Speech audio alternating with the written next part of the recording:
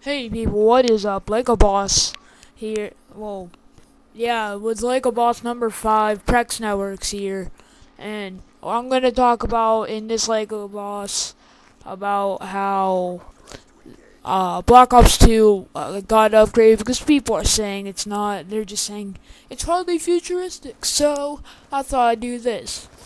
Alright, to begin with, I'd say for multiplayer, the functions now on the point systems, players now have a certain number of points to allocate, or they could add points, perks, equipment, and weapons depending on how they wish to customize their soldier.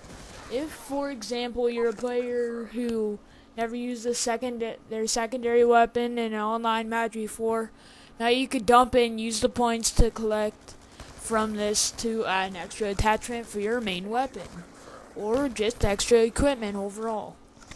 Players can also use their points to allocate themselves to a wild card, allowing themselves to get to select extra perks. The perks are still divided across 3 categories, but with the Greed Wild card. Players can select them more than one perk now from the same category. So now they can march into battle using both hardline and light-footed, or fast hands and toughness, in which in previous games would be impossible, like in the first Black Ops. The kill streaks, they're still used. They're used as score streaks now. So they left largely untouched by the loadout point allocation. Mainly to keep the online player a bit more balanced, however, in Black Ops 2, they've been reimagined as score streaks. Players still can put together their actions and kills, rather than just later and then open up their score streak wards and do that. Zombie mode. I am a fan of zombie mode, but I am not good at it. So if you add me on Xbox and want to play zombies, I promise you right now I will not be good at it. I'm probably the worst player you could meet. I get like at least 10 downs by round like 20. So I'm pretty bad. Now it could go up to 8 players. And there's a series of maps. The maps I hear that are supposed to be coming out, they're pretty good. There are 2 different match types, main other than one. There's like survival now, they have grief, or like different waves and stuff.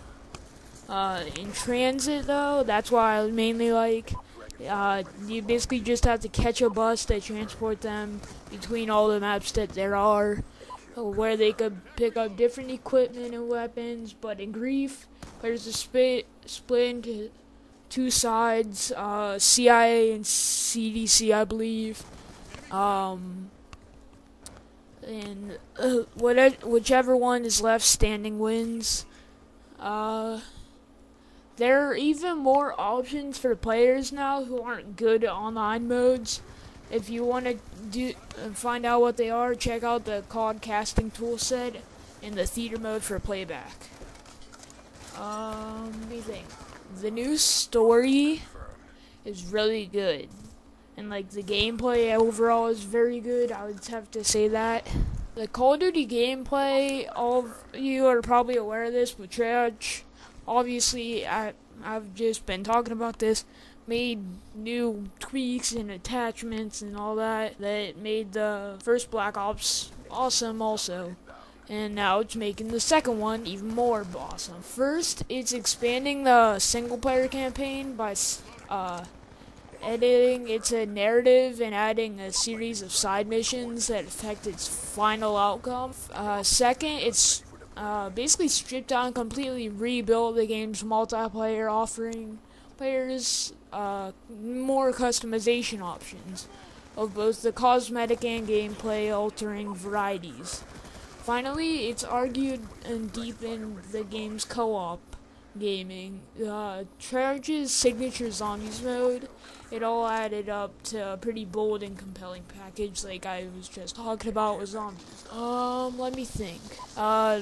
Everyone should know that it is the 6th Call of Duty, and they said, this is one of the reviews I just read, Call of Duty Black Ops 2 is the 6th COD title to land its seismic impact of the neutron bomb since COD 4, the first Modern Warfare, turned Activision's FPS franchise into a global mega seller. That is really good for them. It also is the first game pumped out by Treyarch since the first Black Ops, which today is still the biggest selling entry in COD series. You could check every gaming book, I do believe that also. In Black Ops 2, Treyarch has a tough act to follow. They have to impress an FPS audience, so that's kind of good, but yet not good for them. Well, overall, it is. Which in the last 4 years has increased by many quality AAA titles, as it is worth Call of Duty knockoffs, with recent rivals taking the form of Halo 4, Dishonored, Resident Evil 6, Borderlands 2, Medal of Honor Warfare, are all those type of title things. The story to this, well, I don't know that I'll have enough time, but about the campaign mode, I could probably read that. Campaign is split in between 2 timelines. The first is into distant future of Nuketown 2025. Not Nuketown 2025, but just 2025. And that's about it. Oh wait, well, it's about the end of the video. I'm sorry I have to end it like this, but yeah, it's about the end. So I don't know what to say other than talking to you guys next time. Peace.